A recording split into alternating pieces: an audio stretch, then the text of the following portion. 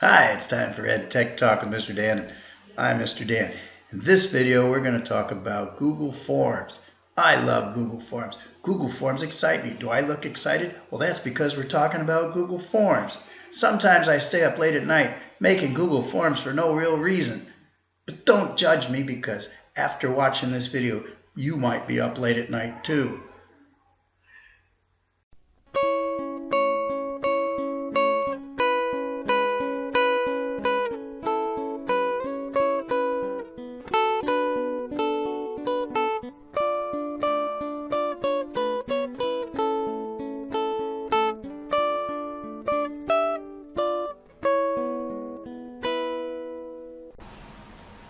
Yes, it changed into something a little more comfortable. So why do I like Google Forms so darn much? Well, it takes a one-way street and turns it into a two-way street. You know what I mean? Let me explain a little bit more. Our web pages, our emails tend to be one direction, outward. I project information out with those things. A form opens a new channel for information to come back to me.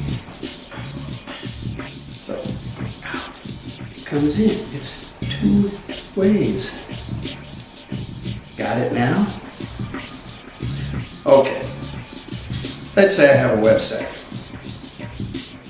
I can tell kids what to do on the website. Here's your homework. Read page 25. Watch this video. But if I put a form there, now I can say, what did you learn from reading page 25 and watching that video? And they fill it out. They hit the send button. That information comes back, gets stuck in a spreadsheet, and I can get a feel for what they've learned. So it can be used for online assessments. It can gather information for applications, registration information, surveys. I survey the teachers all the time. What do you need PD on? Did you like this? Did you like that? So on and so forth. So, how do we do this? Let me show you. Jump into our Google account. Go to your Google Drive. If you don't know how to do that, click on the tic-tac-toe, go to your drive. I made a special folder for this project. I call it Form Example. We'll go into that, and voila, we have a clear space. Nothing to confuse us here. I will right-click, go to New File, and then to Google Forms. Are you with me? Am I going too fast? So this is what a Google Form looks like when it first comes up. It's untitled. We will title it. First thing we do, we call it Mr. Dan's, I don't know, quiz. Ta-da. Now right here we have form description. I'll just say something silly like this is an example of a form. Now we get to the meat of the form here, the questions. Now if you see here it says multiple choice, if you click on that you'll see that Google Forms gives you 9 types of questions to pick from. This is text, a short text, like a one-word answer, short phrase answer. Paragraph text questions give you a block to write paragraphs in. Multiple choice questions, you should recognize that as A, B, C, D, but I don't think it letters them, it just bullets them. Check boxes where you can click several items from a list. Choose from a list. It's just like a drop-down menu and you select one, very much like multiple choice. Then we get into some more advanced type questions. Scale, like a Likert scale, you can give it 1 to 5, 1 to 10, whatever, and put great at one end and horrible at the other, and they pick a number in between. Grid, you have rows versus columns, date and time answers. I'm going to go make a simple form now with you, and we'll just go through the first 5 types here. In the subsequent videos, I'm going to go into more details, more advanced types of forms, and we'll hit these other types of questions. Well, let's get started with this. First question I usually ask, although you don't really have to do this, I'm going to say name, or what is your name if you want to get a little bit more into questions. And we'll just make that a simple text. I will require this. See the little requirement button here? That's pretty cool. They have to answer this. When I say I'm done, that question is ready to go, and I'm ready to add an item, which means add the next question. And here we go. This time I will say, what is your philosophy of education? Typical interview question. All right, this will require a paragraph text. And I will require that one also. Bingo, I'm done with those 2 questions now. Next question. And let's see, this time I want multiple choice type of thing. What is your favorite color? And we're going to have option 1, red. Option 2, blue. Option 3, yellow. Okay. And I will make that a required question. Now, on multiple choice questions, you'll notice you have this little go-to page based on answer. I'll get into this in subsequent videos, more advanced form creation, but it branches. You can branch by making other pages. Don't worry about it. I'll explain it more in subsequent videos. Now, all right, we did multiple choice. Next one is check boxes. Which continents have you been on? And let's see, we've got Asia, we got Africa, we got Antarctica, we got Europe, we've got South America, we've got North America, and what have I left out? Oceania, or should I call it Australia? I'm going to call it Oceania. Is that all of them? 1, 2, 3, 4, 5, 6, 7. Okay, 7 continents. I know.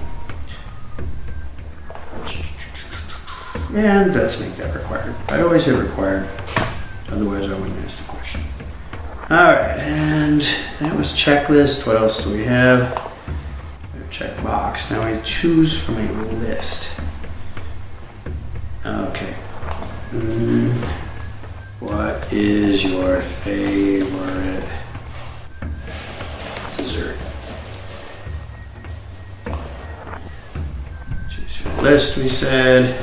Again, choose from a list gives you the same option. It's very similar to multiple choice, just presented differently, but it's the same option there to go to different pages based on their answer. Let's say ice cream, cake, pudding,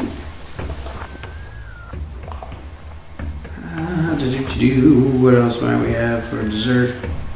Fruit, I guess.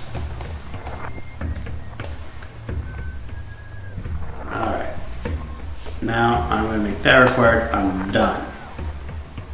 At the end of this, you have a confirmation page. And the standard little verbiage here is your response has been recorded. You could change it and say, thanks for taking the time to fill this out! Exclamation mark. We have show link and submit other response. This means when I look at the form, when they get to the end, they will have the option to do it again. I can click this option, which will allow the people who have the link to see the result form. I've never done that. And this option allows responder to edit responses after submitting. They can go back and change their philosophy of education or reselect choices there. So anyways, I'm going to deselect these. I don't really need those on here. I'm going to go back to the top now. Up here was something I didn't show you at the beginning. Form settings. I can have a progress bar at the bottom of the form page that shows, as they click through the questions, how far they are through. That's kind of nice, I guess. This one will only allow one response per person and requires a login. That way you can keep track of who's done this. And if you are doing a quiz, perhaps, applications, and you only want a person to have one chance at it, that's what you click. This is a nice one, shuffle question order. So if you have kids taking a quiz, and especially if they're in the same room or something and they're all on their devices, you might have shuffle question order. It makes it a little harder to cheat.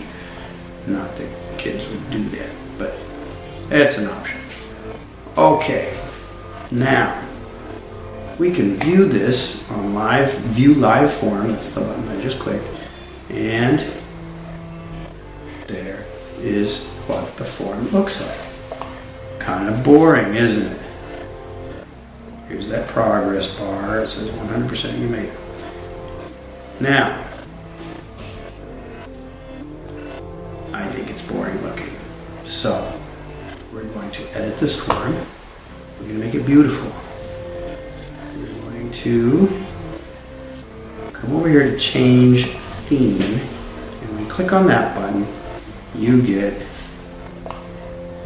some pre-made layouts, some templates.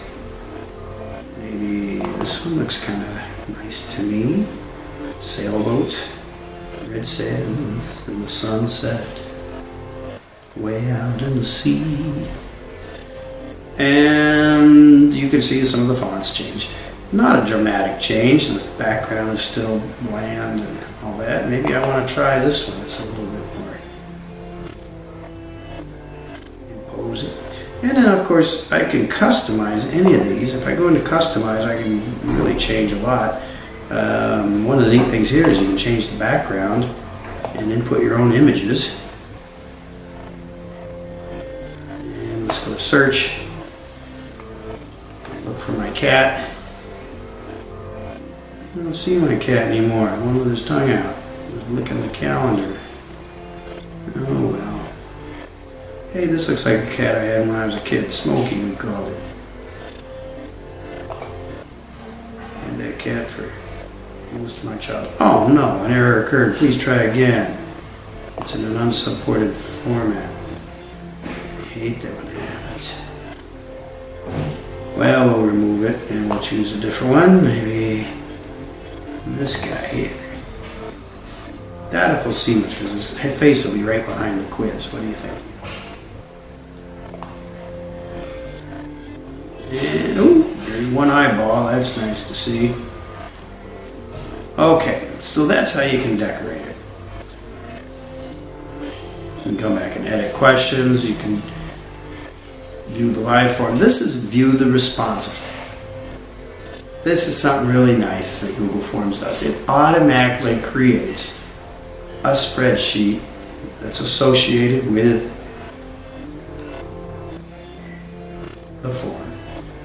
In fact, I know its name. It's already created. It's called Mr. Dan's Quiz Responses. If I click on View Responses, it takes me to that spreadsheet. It will be in the same folder as the form. And you can see, here are some columns. Timestamp, name, what is your philosophy? And these have bled over. This is one of the things I don't like about it. I have to come in and do format wrap, text wrapping, wrap, in order to see the full questions. It automatically has a timestamp, which is nice, and it lists the questions. Let's go back now, and I will just, we got lots of things here. We have that open. I'm going to close that. Students quiz. There are multiple versions of this open. Now, this is one of the things that gets confusing to me in Google at times. Alright, this is what the quiz looks like as we left it. But to edit it, I'm back here. I don't see all that graphic stuff. It's only when I'm ready to send it. In fact, that's what I want to do now. I'm going to send this form. I'm going to send it to myself. Now, notice here you have a URL that's automatically created. You can even make a short URL and copy it and paste it. Or hit the embed button, and you can stick it into your website or share the link on some of your social networks there if you want to do a survey perhaps. But I'm going to send this to myself just so you can see what it looks like.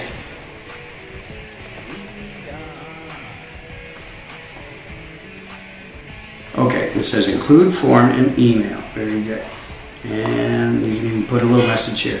Hi, Mr. Dan. Please fill this out. Send it. Okay. So now I'm going to go check my email.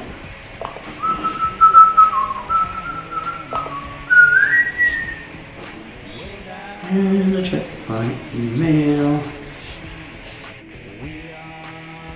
Alright, here's my email. I see Mr. Dan's quiz. It says, hi Mr. Dan, please fill this out. And look, it's in the email. It's not attached. It's not my download or whatever. It is right there in the email. So I'll fill this out. Mr. Dan, what's my philosophy of education? Do it my way. What's your favorite color? Blue, I mean yellow. Alright. Which continents have you been on? Oh, let's see. I've been in North America, and I've been in Africa, I've been in Europe. I have not quite made it to any place else. So what's your favorite dessert? This is the choose from the list thing. I will say ice cream, and I will submit my answers. Now it gives a little warning up here. You're submitting information to an external page. Are you sure? Sure, why not? That's a little dangerous. And now it says thanks for taking time to fill this out. If I had selected that I could do other submissions, I would have a button here that takes me back to it. Now notice from the email, I didn't get all the graphic stuff. That's only apparently if you embed it or something. Just learned something. Now going back to my folder that I had, form example, you can see here, this is the form and here is the spreadsheet. Let's take a look at our spreadsheet now that it's got some information dumped in it. And now I have a timestamp. I filled that out. That time, 21, 29, 48. Mr. Dan did it. He filled it out with that information. Oh, what else can I show you real quickly? On the form, option on the toolbar of the spreadsheet, again, you can get the embedding information. You can go to the live form. You can show a summary of responses, which won't be too interesting with just one answer in there of these type of questions, but you can see it gives you some graphs to help you analyze your stuff that you've received. And that can be quite neat. You can even publish your analytics, view all responses. Notice up here again, all these tabs that tend to open up when you're doing this. So it's kind of important to keep track of what you're doing, what you're looking at. I'm going to close a bunch of these, hoping I'm not screwing things up and going to them. Let's see, what else can I show you? I wanted to show you under tools, I believe, notification rules. This is pretty cool. You see, I use forms for the high schoolers reporting problems with their devices. If they have a device problem with their e-textbooks or something, there's a form they fill out. So I don't have to go through the standard set of questions with them. No one uses it. But the idea is they fill it out. I can reassign a textbook license or something like that if I know they have a problem and they filled out the form with the proper information. How do I know that someone's filled out the form? I could check it every day, or I could have notification from the spreadsheet, and I can have it send me an email when any changes are made, or if I want to get a daily summary of what's happened. I like this any changes made, so immediately if someone fills this out, bang, I get an email and I can go check the form or the spreadsheet and see what's going on. Some cases you may not want that. You know, if you send it out to parents to collect emails from the parents to make a database of that, yeah, you're going to get a whole bunch of responses in a day. You don't want an email every single time someone fills it out. So that's kind of up to you, but that's a nice thing to have if you need it. So that's my overview of Google Forms. I hope you understand why I like them so darn much. They're quite useful and they're easy to do once you've done it once or twice. In the next video on forms, I'll show you how to do some of those other types of questions, how to do branching forms, and how to even have the form automatically grade and send you a summary of student responses on a quiz and send them information on how they did. Until then, we'll catch you next time. Bye-bye.